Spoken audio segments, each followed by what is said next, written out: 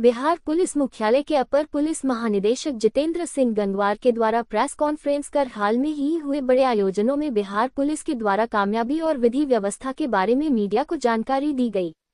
अपर police महानिदेशक जितेंद्र सिंह गंगवार के द्वारा बताया गया कि प्रत्येक वर्ष सारण जिला सोनपुर में एशिया का सबसे बड़ा हरिहर क्षेत्र पशु मेला का आयोजन होता है।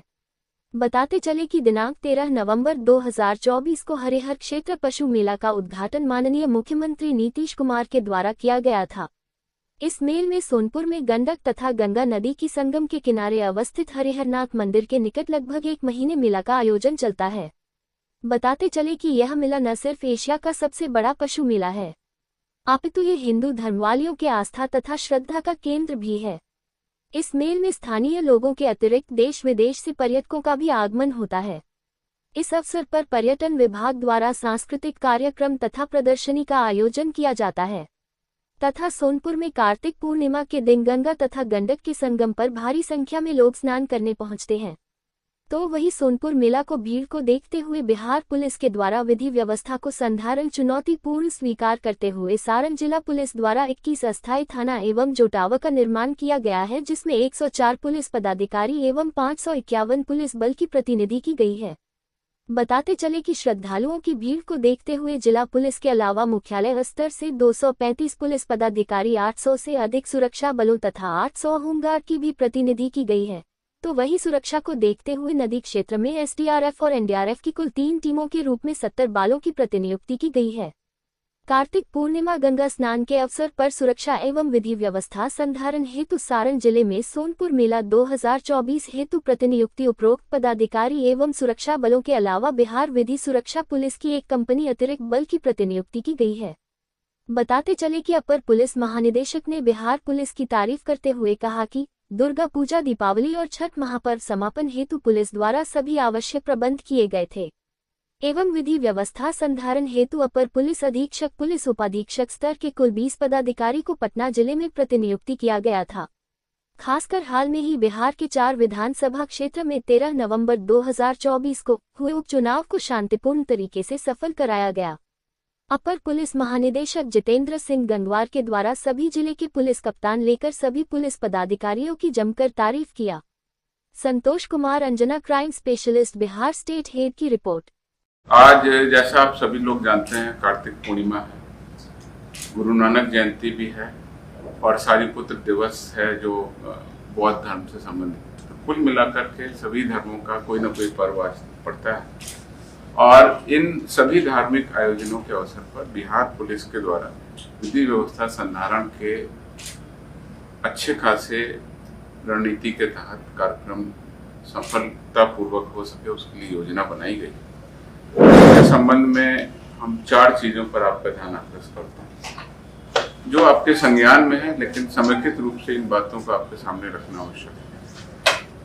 पहला है सोनपुर मेला जो अब चल रहा है, जो प्रारंभ हो गया, उसमें विधि व्यवस्था संधारण के लिए पुलिस के द्वारा क्या कार्रवाई की जा रही है।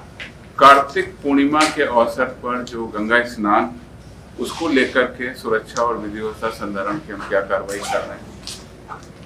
तीसरा, बिहार के 4 विधानसभा उपचुनाव जो शांतिपूर्ण संपन्न हुए, उसको लेकर के बिहार पुलिस की क्या तैयारी की, और छठ महापर्व जो अभी हाल में समाप्त हुआ, उसका शांतिपूर्ण समापन में बिहार पुलिस के द्वारा क्या कार्रवाई। इन चारों महत्वपूर्ण विषयों पर मैं डिटेल में आपको बताऊंगा।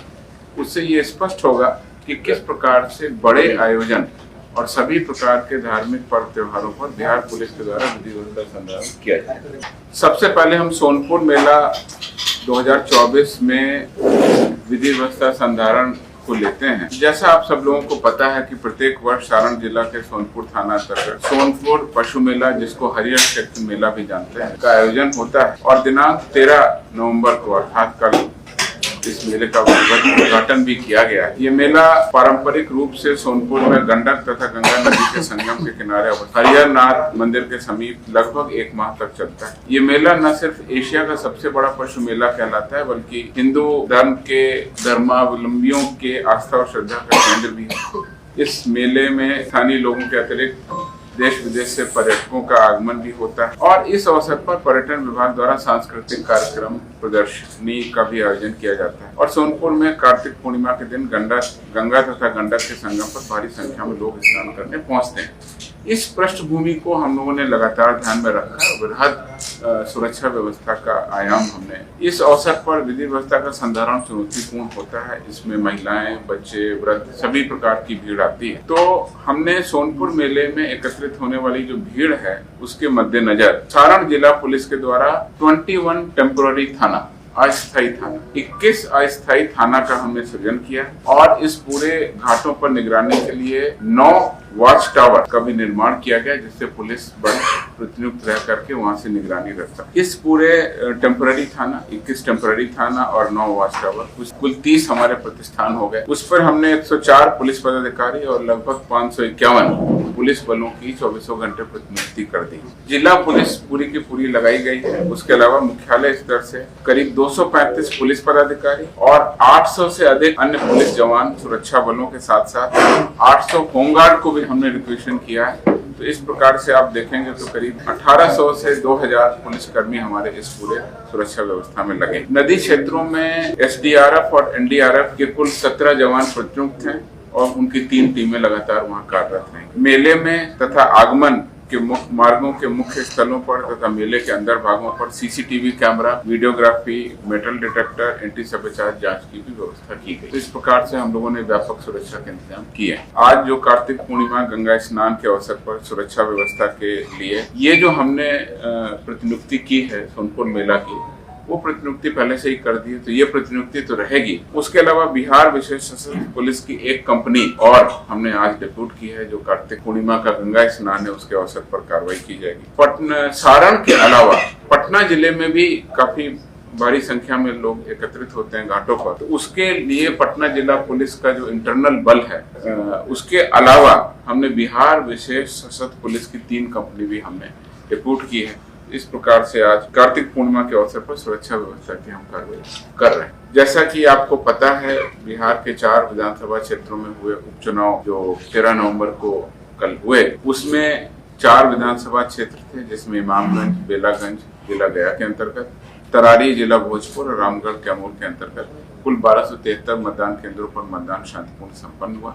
इन मतदान के लिए भी स्वच्छ और शांतिपूर्ण तरीके से कराने के लिए बिहार पुलिस के द्वारा व्यापक तैयारियां की गई। इन 4 विधानसभा उपचुनाव में तो करीब 7000 सुरक्षा बल और करीब 2500 गृहरक्षकों की तैनाती की गई। इसके अलावा अश्वारोही दल, बम निरोधक दस्ते की भी प्रतिनियुक्ति की गई। आदर्श आचार संहिता लागू होने से मतदान की तिथि तक 24 अवैध हथियारों को जब्त किया गया और साथ ही साथ 29 कारतूसों को भी पुलिस अभियान में जब्त कर लिया गया। 722 जो लाइसेंसी हथियार थे उनको भी विहित प्रक्रिया के तहत उनको जब्त कराया। 870 नॉन अवेलेबल वारंट का निष्पादन किया गया। कुल लगभग 9000, अगर वास्तविक संख्या बोले तो 8979 व्यक्तियों पर निरोधात्मक कार्रवाई की गई और इसके अलावा क्राइम कंट्रोल एक्ट के तहत भी 143 व्यक्तियों पर कार्रवाई की गई। कुल मिलाकर अगर कहें तो सुरक्षात्मक रूप से निरोधात्मक कार्रवाई करते हुए बल प्रतिनियुक्ति के साथ साथ लगातार निगरानी रखी गई और उपचुनाव शांतिपूर्ण संपन्न हुआ। चौथी जो हाल के दिनों में महत्वपूर्ण पर्व था वो था छठ महापर्व।